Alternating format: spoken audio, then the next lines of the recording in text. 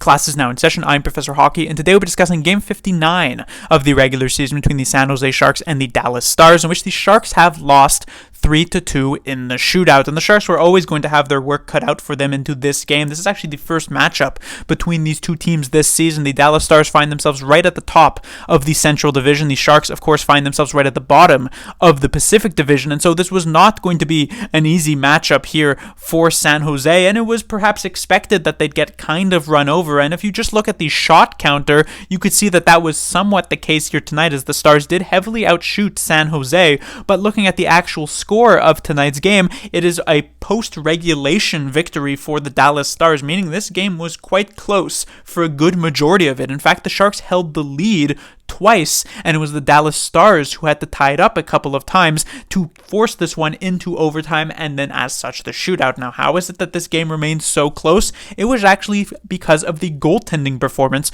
from the San Jose Sharks. Usually I talk about the goaltending at the end of the video, but it was so good here tonight that it definitely bears mentioning here at the start of the video. And it was not Kähkönen who was standing on his head for San Jose or Blackwood managing to keep the Sharks alive. Instead, it was rookie goaltender Magnus Chrona with the start here against the Dallas Stars, who keep the Sharks alive through much of these 60 minutes of regulation play. And Chrona has made two other and previous appearances thus far this season, the first of which was in relief of Mackenzie Blackwood back in November during that 10-2 loss to the Pittsburgh Penguins. Can't really pass much judgment on him then, but his second appearance, which is an actual game start against the Edmonton Oilers, saw him let in 4 goals in the first period, get pulled, and not play the rest of that game. Not a very good NHL debut for Chrona, and so this was an opportunity for him to redeem himself, but it was coming up, like I said, against a really tough Dallas Stars team who has won many games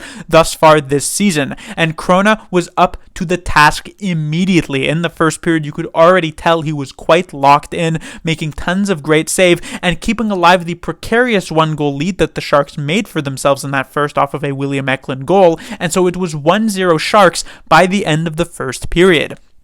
In the second, the Stars would manage to get their first of 2 game-tying goals from Radek Faksa. That would make it 1-1 before the Sharks would come up with a second goal from Filip Zadina, one of the closest call goals that we have seen in a long time. This one needed multiple reviews, different camera angles to see if this puck had fully crossed the goal line. Honestly, I felt as though it could have gone either way. It was definitely very difficult to discern whether or not there was some open ice, some white ice between the goal line and the puck itself that was fluttering in the air, spinning on like a specific axis. It was definitely a tough call, but the referees, biased for the San Jose Sharks, I think they got it right in the end, but it was a 2-1 lead for the San Jose Sharks at the end of the second period. In the third, Jason Robertson, just a few minutes in on the power play, would manage to tie it up once again for the Stars, and it would be a 2-2 game by the end of regulation. In overtime, there were a couple of chances. The Sharks even got a power play for themselves, though not much doing on it, and so we would then head to the shootout. Multiple rounds it would take, tons of good saves from both Chrona and Ottinger, but eventually Jamie Benn would put it away for the Dallas Stars. The Sharks would still end up with a point in the standings, which is honestly a pretty bad thing. An overtime loss is almost a worst case scenario for San Jose, because you don't even get the excitement of getting a victory, which is always nice, but at the same time in your loss you still end up with a point which you don't really want. And with this point, the Sharks actually, they were already ahead of Chicago, but in terms of points-wise now, they are ahead of Chicago at 36, because the Blackhawks were losers here tonight to the Columbus Blue Jackets. They sit at 35, and it's important to remember that the Sharks, still with 2 games in hand on Chicago, they will get one of them back tomorrow when they face off against the Minnesota Wild, as I don't believe the Blackhawks will be in action, but hopefully the Sharks don't pull too far ahead of the Blackhawks then. Moving on to the players to talk about, we have the top line of Duclair, Granlund, and Zetterlund. They were very good in the previous game against the Anaheim Ducks. Here tonight, it was a bit of shaky, I would say, mediocre performance for most of these 3 players. There was nothing outstanding from any of them. They had their okay looks. Granlund had some decent moves. Zetterlund looked okay. Duclair had a couple of close calls-ish, mostly not in terms of like, oh, what a great save from Ottinger, or oh, wow, a close post or just barely missed shot, but like there was one pass from Zetterlund to Duclair where if he was just in a slightly quicker position, he could have maybe gotten a fantastic fantastic shot on net. So there were a couple of moments for this top line, but honestly, not fantastic, not all that great here tonight. When it comes to the second line, though, this was by far the Sharks' best line on the night. Eklund, Zadina, Kunin, clearly leagues above any other line that the Sharks had on the ice at any point in this game. They were just so good for San Jose, generating the majority of the chances for the team, scoring both of the goals for the team, one of them coming from Eklund, the other coming from Filip Zadina. And so it was very impressive to watch all three of these players, but in particular, of course, the standout here tonight was William Eklund, who was definitely the Sharks' best forward on the night. I don't think that's particularly controversial to say. The one thing that I will note about Eklund, which is a bit awkward, I would say, is that a lot of the times when it came to putting this line on the ice, the Sharks had to also send in, or at least decided to also send in, Nico Sturm so that he could take the faceoff, as there's just not much trust into Eklund into winning the draws. And even with this sort of precaution taken,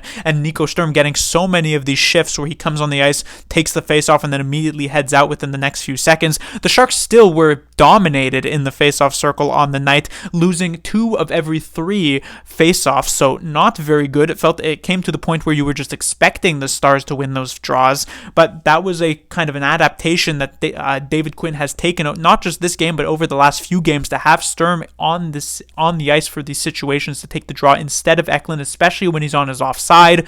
And so that's definitely a bit of a takeaway from his proclivity at center, I would say. But in terms of actually playing on the ice and doing things well, he was really good here tonight, making a lot happen offensively. Really nice goal where he takes this shot and then sticks with it to get the rebound and is able to corral the puck quite well. Came very close to a couple of other goals as well in this game. A very nice passing play between him and Kunin and Zadina that required an outstanding Ottinger save to prevent from being a goal, which could have potentially been the game winner for the San Jose Sharks had it actually gone in. So a lot of credit does have to go to William Eklund, who has been absolutely bouncing back since his pretty bad game a couple of games ago. When it comes to the other 2 players on this line, definitely don't want to sort of underplay their performance. Luke Kunin has just been kind of under the radar, I guess you could say, over these last few games, where he's honestly been rather solid in this second line role, not necessarily outstanding. And in a situation where you're actually trying to win games for the San Jose Sharks, you definitely wouldn't want Luke Kunin in your top 6. You'd want someone who actually had a bit more of an offensive flair to this game, or to their game. But in a situation where the Sharks are clearly heavily hampered by injuries, there's no Hurdle, there's no Couture, there's no Barabanov, LeBanc is a healthy scratch, who knows what's going on in that situation. Luke Kunin has honestly been a serviceable enough second liner. I thought he did some pretty good things here tonight, as he has been doing over these last couple of weeks. And then Filip Zadina, also, I wasn't super impressed with him near the start of the game, but as the game wore on, he did get a lot better. So very good second line for San Jose. Then we get to the third line. So with the healthy scratching of Kevin Labanc and the injury, supposedly, to Barabanov, we saw a couple of new returning faces, I guess, to the lineup. Sturm ends up being joined by Bailey and Hoffman on this third line. Now, Sturm, as I mentioned, many times he'd come on the ice to just take these random faceoffs, which kind of disjointed the lines, where at times you kind of had a bunch of players bouncing around. Not to mention the Sharks were running with an 11 forward, 7 defenseman setup, though you could technically say Addison was being played in the forward position. So it was a little awkward in terms of actual chemistry between these 3 players. However, it should be noted that Hoffman actually did have a couple of really good chances here. Defensively, I still was not particularly impressed with Hoffman's performance, but from an offensive perspective, he came oh so close to actually scoring a couple of times. One of them off of a very nice sort of 3-on-2 situation where Hoffman had fanned on an attempt, which was could have been like a 100-mile-per-hour type of slap shot there had it actually gotten all of his power on it, because he had a ton of time and space. So it was a decent enough offensive game for Hoffman. When it comes to Justin Bailey, he had a couple of issues. While I think he had some decent puck touches, it felt as though he was fumbling with the puck a good amount, and so it's hard to say that he had all that great of a game. And then I already mentioned Nico Sturm being called for those faceoffs a lot. Still, I thought he played rather well, though. Then we get to the fourth line, which was kind of a band of misfits here. Givani Smith comes back into the lineup. Calen Addison plays his first game as a forward for the San Jose Sharks, even though he's supposed to be a defenseman. And honestly, this fourth line, not fantastic. I don't think they were bad, but as is per case the usual when Givani Smith seems to be in the lineup on the fourth line, they didn't really do much. The one thing that I did notice about Calen Addison is that he's a defenseman by trade, and yet in his first game play as a forward, he seems to completely forget his defensive roots. The Sharks come in on the rush. I believe it is Henry Thrun leading the rush, makes a dump in play, ends up going to a Dallas Stars player, and you would expect, since Thrun is up on the ice, that Calen Addison, the third forward there, would back him up and become a defenseman in that situation, defend there, but instead he goes up way too far forward, which keeps the Sharks with 4 players deep in the zone, allows for a 2-on-1 the other way for the Dallas Stars. Doesn't end up as a goal, but something that Calen Addison, especially since he is a defenseman,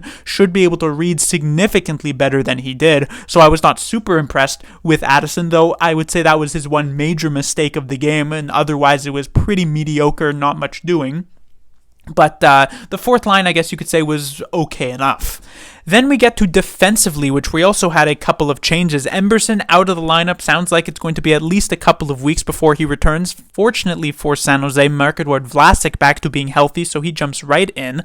Plays on the top pairing with Mario Ferraro. I thought Vlasic was okay here tonight. I don't think he made too many mistakes, which was good. But in terms of, compared to, I would say, his more active defensive play from maybe a month ago, this definitely left at least a bit to be desired, though still definitely not reverting back to what he was near the beginning of the season, where he was completely terrible. So I guess that's some good news. Mario Ferraro, I did like his opportunities of jumping up into the play offensively. From a defensive standpoint, I thought he was decent, though not great, but it was also a pretty tough role for the top defensive pairing against a Dallas Stars team that has one of the better first lines in the NHL with Roope Hintz, Jason Robertson, and Joe Pavelski.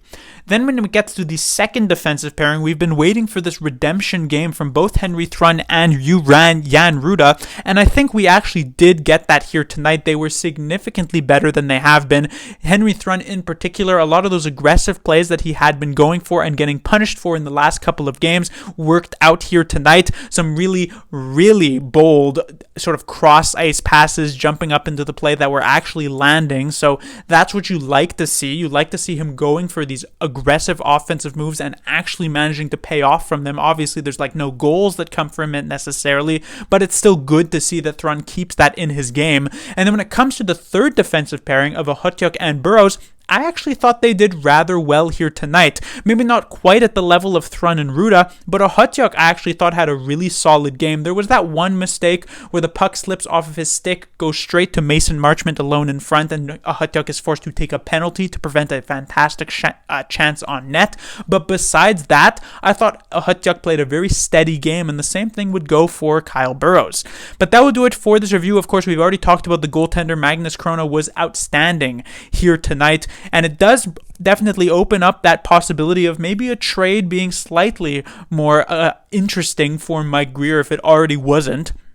Of course, as we know, Kähkönen has had a couple of bad games in a row and Blackwood is on the IR. But if one of them is actually interested, or if there's a party in the NHL interested in acquiring one of those two goaltenders, having Chrona play a couple of games here down the stretch for the rest of the season is clearly not that bad of a choice if you base it on his performance here tonight against Dallas. So that's definitely something to mention. But that will do it for this review. The Sharks will be back in action tomorrow, where they'll be taking on the Minnesota Wild. So the Sharks will be going from one of the best teams in the Central Division to a more middling team. The Wild, though, are in a pretty intense playoff race.